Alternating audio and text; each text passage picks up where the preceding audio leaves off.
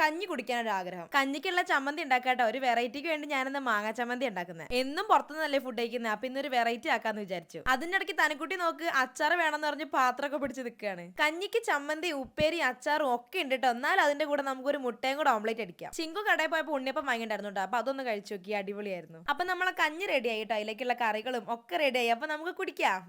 ഒരുപാട് നാളായിട്ടോ ഇതേപോലത്തെ ഫുഡ് കഴിച്ചിട്ട്. എന്തൊക്കെ ഫുഡ് കഴിച്ചാലും ഇങ്ങനെ കഴിക്കുന്നതിന്റെ ടേസ്റ്റ് അതൊന്ന് വേറെ തന്നെയാണ്. ഉപ്പേരി, മുട്ടയും ചമ്മന്തിയും അച്ചാറും എല്ലാം കൂടെ കൂട്ടി ഒരു പിടി പിടിച്ചപ്പോണ്ടല്ലോ അടിപൊളി ടേസ്റ്റ് ആയിരുന്നു കേട്ടോ. ഞാനത് കഴിക്കുന്നുണ്ടപ്പോ നിങ്ങൾക്ക് ആർക്കെങ്കിലും കൊതിയായോ? ഉണ്ടെങ്കിൽ ഒന്ന് കമന്റ് ചെയ്യണേ. അങ്ങനെ തനക്കുട്ടിക്കും കഞ്ഞി കൊടുത്തു കേട്ടോ. അവക്കും ഭയങ്കര ഇഷ്ടമായി, വയറ് നിറച്ച് കഴിച്ചു. പിന്നെ അവളൊന്ന് ഉറക്കാന്ന് വിചാരിച്ചു കേട്ടോ. പകൽ അവളൊന്ന് ഉറങ്ങണം എന്നുണ്ടെങ്കിൽ ചില്ലറ നയിപ്പൊന്നുമല്ല. ചിങ്കു കടയിൽ പോയപ്പോ അതേ സീഡിമുള്ള വാങ്ങിണ്ടായിരുന്നു കേട്ടോ. ഇത് നന്നാക്കാൻ ഭയങ്കര കഷ്ടപ്പാടാ. അപ്പൊ ഞാൻ അതേ കുറച്ച് കറി വെക്കാനും അതേപോലെ വറക്കാനും വിചാരിച്ചു. അങ്ങനെ മീൻകറി ഇവിടെ ഏകദേശം ആവാനായിട്ടോ, മീൻ വറുത്തതും ആവാനായി. അതിനിടയ്ക്ക് ഞങ്ങൾ ഇത് റഫ്രഷ് കുടിച്ചു കേട്ടോ. അപ്പൊ ഏതായാലും ഈ ഒരു വീഡിയോ ഇത്രയേ ഉള്ളൂ. അടുത്തൊരു വീഡിയോ ആയിട്ട് വീണ്ടും വരാം. ബൈ.